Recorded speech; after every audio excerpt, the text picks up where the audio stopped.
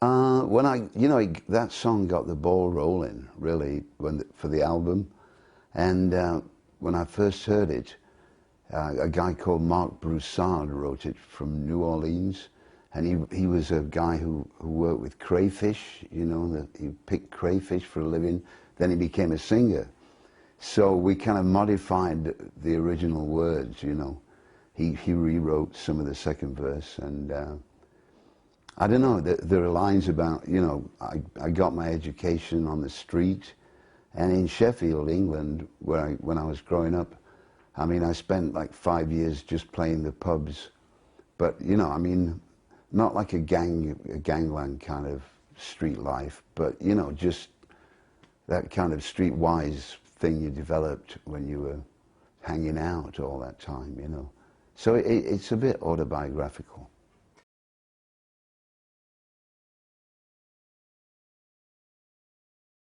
Yeah. Well, the last record I had out, Hymn for My Soul, didn't really do that well in Germany.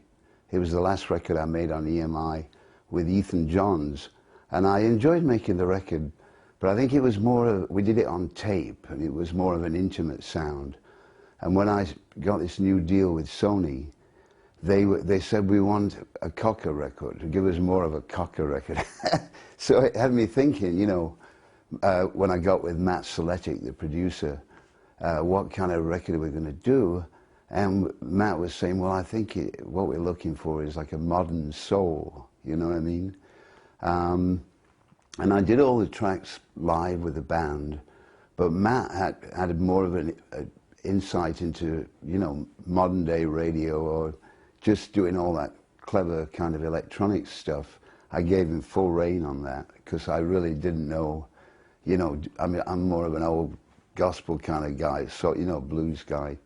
So we tried to give it a bit, a bit more of an acceptable sound for the times, really.